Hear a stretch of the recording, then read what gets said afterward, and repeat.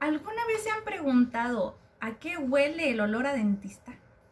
El olor a dentista tiene una sustancia muy en particular y es la que hoy vamos a revisar en esta clase, y es el óxido de zinc y eugenol. Va a ser un poco diferente puesto que no tengo aquí la televisión y estoy lejos del pizarrón y todo esto, pero porque es un tema bastante rápido, bastante sencillo, y lo vamos a ver rapidísimo en 10 diapositivas.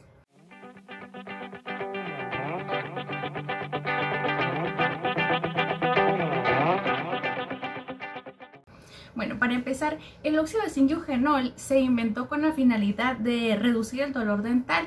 Lo convirtió en su tiempo en el cemento favorito para estas circunstancias en las que había dolor dental. Por ejemplo, en cavidades dentales muy profundas, o cuando el paciente llevaba con algo de sintomatología porque tenía expuesta una caries que ya llegaba a dentina y tenía un dolor, a lo mejor no crónico, pero sí algún dolor espontáneo. También se podía usar en la reparación de lesiones cariosas. Y antes era sumamente famoso porque no existían aún, o no estaban muy desarrollados, o no había mucho conocimiento sobre los ionómeros de vidrio. Entonces el olor a dentista en realidad se refiere al óxido de zinc y eugenol. Cuando les pregunten o cuando vean un meme en Facebook acerca de que el dentista tiene su propio olor, ese es el olor de eugenol. Bueno, muy bien. La norma que corresponde al óxido de zinc y eugenol es la norma número 30. Esta indica su tiempo y uso del cemento, las dimensiones y de qué debe estar hecha la espátula y la loseta con la que se debe de trabajar. Debe ser una loseta de vidrio, y en general utilizamos espátulas de plástico o de metal para mezclar nuestros cementos, que estas mismas se llaman espátulas de cemento. Las cantidades de polvo líquido, es decir, qué tanto producto del óxido de zinc debemos de agregarle. Eso es el polvo es el óxido de zinc, y el eugenol es el líquido, qué tanto debemos suministrar de cada uno para poder hacer una mezcla ideal. Y la temperatura a la que debemos trabajar este producto, que por lo general funciona bien con la temperatura de la boca, que es oscila alrededor de los 37 grados.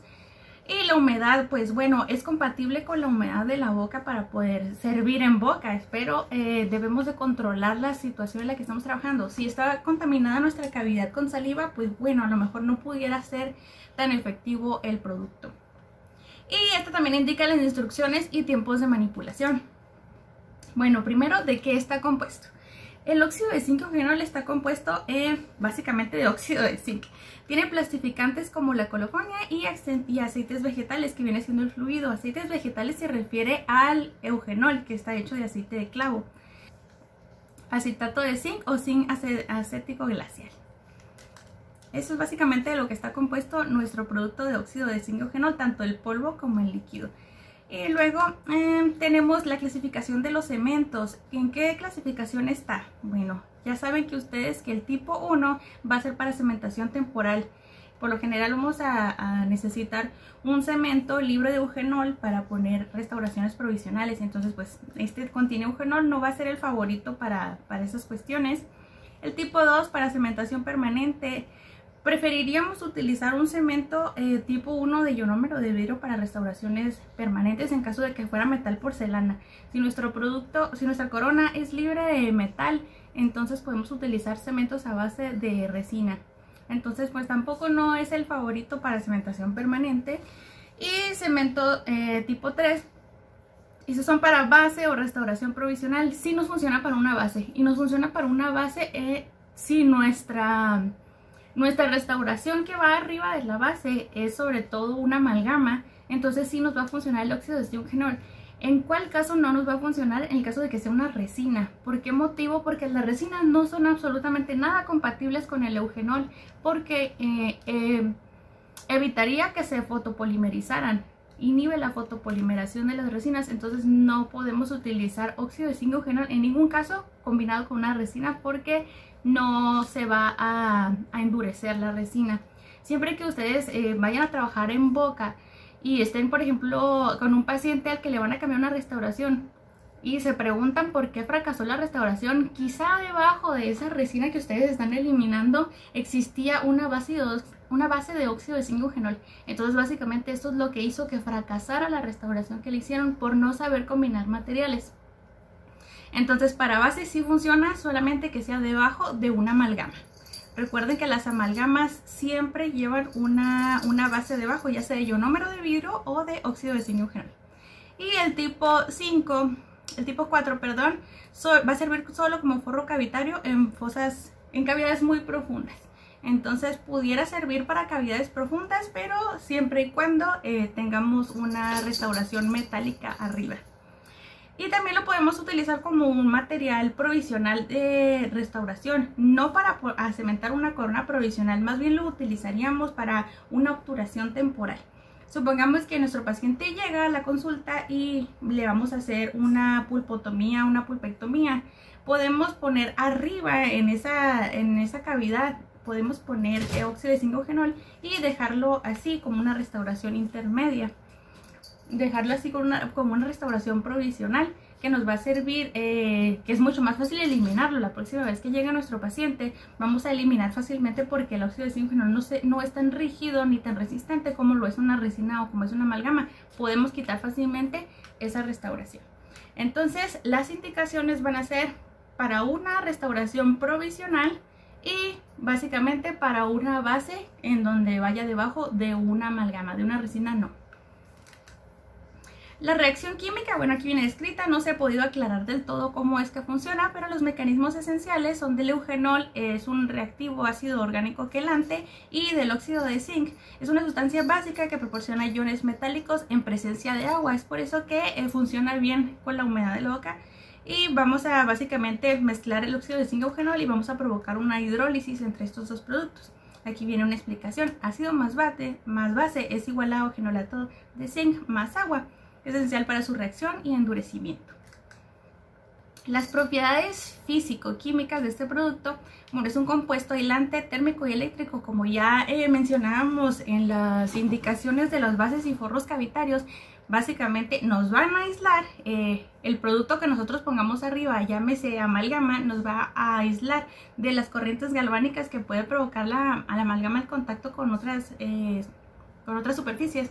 Que esas corrientes galvánicas nos vayan a llegar a la pulpa y provocar una pulpitis reversible o irreversible, que se vaya a inflamar la pulpa básicamente.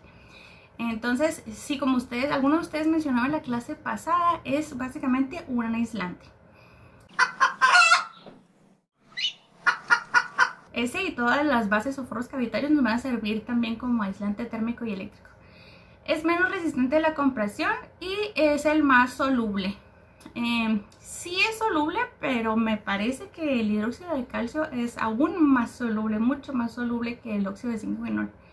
Lo que sí es que menos resistente a la compresión, por eso no vamos a utilizarlo como una obturación o como una rehabilitación definitiva, porque no tiene mucha resistencia. Entonces nada más en periodos cortos pudiera ser alrededor de 15, a lo mejor 30 días. Tiene gran estabilidad dimensional, quiere decir que con la humedad de la boca y con las condiciones orales no se va a modificar mucho su estabilidad dimensional. Una vez que nosotros colocamos la restauración no se va a comprimir tanto o a compactar tanto por sí misma, no se va a contraer. Y después de hecha la mezcla y una vez puesto ya el producto en boca no vamos a tener mucha contracción, entonces es bueno por eso. Lulu, bájate de ahí. Ay, ¿por qué hacen esto cuando uno está ocupado? Y la mezcla debe tener partículas finas que permitan obtener una partícula de menos de 25 micras de espesor.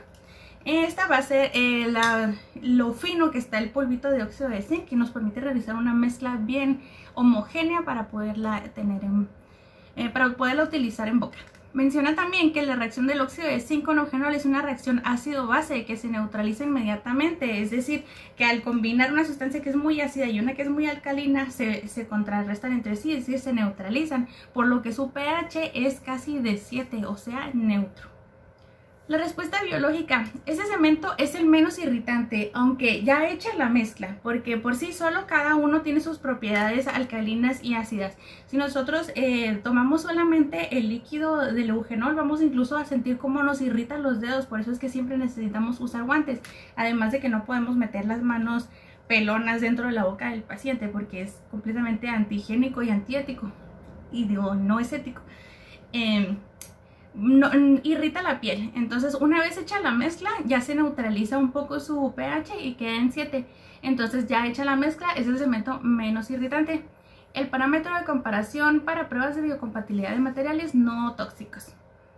O sea, quiere decir, el parámetro de comparación significa que cuando nosotros vamos a comparar otro cemento, por ejemplo, vamos a tomar como base el óxido de zinc eugenol porque es una mezcla bien conocida, bien estudiada y es algo que se ha utilizado durante muchísimo tiempo. Entonces, si nosotros vamos a hablar del hidróxido de calcio, vamos a decir es más o menos soluble que el óxido de zinc eugenol. Siempre vamos a tener como parámetro el óxido de zinc eugenol o SOE por sus siglas. Y vamos a comparar, por ejemplo, el ionómero de vidrio. El ionómero de vidrio es más resistente o menos resistente a la compresión que el SOE. Es más o menos soluble que el SOE. Entonces sirve como parámetro de comparación. Hagan de cuenta que es algo así como las aspirinas o el ácido acetil salicílico. Casi todos los AINES o los medicamentos que son usados como antiinflamatorios no esteroideos se comparan con la aspirina o ASA, por sus siglas también, para determinar si es más o menos analgésico que el ácido acetil salicílico o la aspirina. Es más o menos antipirético que la ASA. Tiene acción paliativa o sedante del dolor sobre el diente por la presencia del eugenol. El eugenol, el aceite de clavo por el que está hecho el eugenol, es básicamente un anestésico local. O sea, nosotros lo ponemos el diente y nos va a adormecer un poquito, la sustancia nos va a adormecer. Por eso, algunas recomendaciones de la gente dicen que cuando te duele una muela te pongas un clavo de olor, de esos de especia, en el diente y eso te va a calmar el dolor. Tiene algo de cierto porque sí tiene propiedades sedantes, pero no es buena idea ponerse un clavo de olor en el diente, porque eso es más bien un nicho para crecimiento de las bacterias, aunque también tiene propiedades antisépticas. Pero el aceite de clavo hecho eugenol, no necesariamente el clavo puesto ahí en la boca. Entonces, pues no es tan buena idea. Y en la siguiente diapositiva vemos unas imágenes de la manipulación. Sin embargo, pues yo les voy a dejar aquí el clip de video en donde vamos a aprender a manipularlo como una obturación provisional. En esta imagen observamos la representación de cómo se debe manipular el polvo. La forma correcta es colocar la cantidad de polvo que vamos a necesitar y dividirlo en 4 partes y a cada parte irle añadiendo líquido hasta obtener la consistencia deseada. La consistencia que se muestra aquí es la consistencia para una base, es decir, más líquida. Necesitamos añadirle más eugenol. La que yo les voy a mostrar en el video de la manipulación es la consistencia de migajón y esa es para una restauración provisional. Se los voy a mostrar de modo de que pongamos toda la cantidad de polvo que vamos a utilizar y añadimos poco a poco el líquido sin dividirlo en 4 partes. Pero es necesario que ustedes sepan que la forma correcta para conocer de primera intención el material es dividirlo en 4. Esta manipulación que les estoy enseñando en el siguiente video es una obturación provisional que nos va a aguantar alrededor de 15 a 30 días. Puede ser que incluso un poquito más, pero no es conveniente dejarla tanto tiempo. Bueno chicos, vamos a hacer la explicación de la manipulación del óxido de zinc eugenol. Lo tenemos en esta presentación que viene siendo polvo y tenemos un líquido que vamos a añadir que es en sí el eugenol. Este es el polvo de óxido de zinc y este sería el eugenol que viene siendo un derivado de aceite de clavo. Bueno, para realizar la práctica necesitamos primero los materiales y vamos a necesitar unos algodoncitos que previamente humedecí con agua, bien exprimidos. No queremos revolver nuestro producto con agua, simplemente lo vamos a utilizar para poder amoldar la restauración a nuestra cavidad. Y tengo una gasita también previamente humedecida con agua, pero bastante exprimida. Tengo una loseta de vidrio, unas pincitas para algodón y la espátula de cemento y por supuesto nuestra cavidad. Lo primero que tenemos que hacer es hervir una cantidad de polvo de óxido de zinc suficiente para rellenar la cavidad que queramos obturar. Una vez hervido el material, le ponemos, ahora sí que a ojo de buen cubero, vamos a ir formando la consistencia que nosotros deseamos. Primero agregando unas gotitas pequeñitas de líquido a la mezcla. y lo vamos presionando. Aquí la práctica o la maña es ir acercando el líquido y el polvo a un centro en común. Y aquí vamos viendo que nos va faltando líquido, entonces simplemente vamos agregando el líquido que nos vaya haciendo falta y vamos presionando el polvo hacia el líquido en un centro en común. ¿Cuándo es cuando vamos a tener lista nuestra mezcla? Cuando la podamos tomar con los dedos. Entonces vamos a ir incorporándolo y aquí parece que ya podemos tomarla con los dedos. Eso significa que la podemos levantar. Vamos a tratar de tomar nuestra mezcla y cuando ya podamos tomarla con los dedos y formar una bolita como esta, quiere decir que ya está lista. Entonces, bueno, retiro esto de aquí y ya tenemos la bolita que vamos a utilizar, pero es muy grande, entonces simplemente voy a cortarla a la mitad y esto la puedo usar para otra obturación. Tiene que ser la misma intervención porque si ustedes dejan la bolita ahí se va a secar. Entonces tienen que utilizarla en una sola cita, por supuesto. Entonces voy a colocar la bolita en la cavidad. Aquí tengo ya preparada mi cavidad. Voy a colocar la bolita y luego la voy a presionar con el dedo. Simplemente con la espátula voy a quitar entonces ahora sí los excedentes que me hayan quedado aquí alrededor. Esta, por ser una obturación provisional, es decir que no se va a quedar para toda la vida con el paciente, solo me va a servir para unos días, no tiene que quedar perfectamente anatómica, simplemente tiene que respetar los márgenes de la cavidad. Espero que ahí se alcance a observar. Okay, ya quité los excedentes con mi espátula y ahora sí voy a hacer uso de las bolitas de algodón que dejé aquí. Voy a tomar una y la voy a comprimir bien. Ahí está. Y con esto voy a presionar un poquito mi obturación para que entre hasta el fondo de la cavidad. Y al mismo tiempo voy a ir limpiando los excedentes que están alrededor. Ok, ya está ahí más o menos limpio. Ya solo me faltaría comprimir un poco más para que me quedara plano. Voy a hacerlo con la gasita previamente humedecida, presiono y ahí ya me quedó un poquito más plano. Solo necesito que mi paciente pueda morder adecuadamente. Si se fijan, aquí me quedó un poquito de excedente interproximal. Simplemente lo quito y listo. Ahí quedó ya obturada mi preparación cavitaria.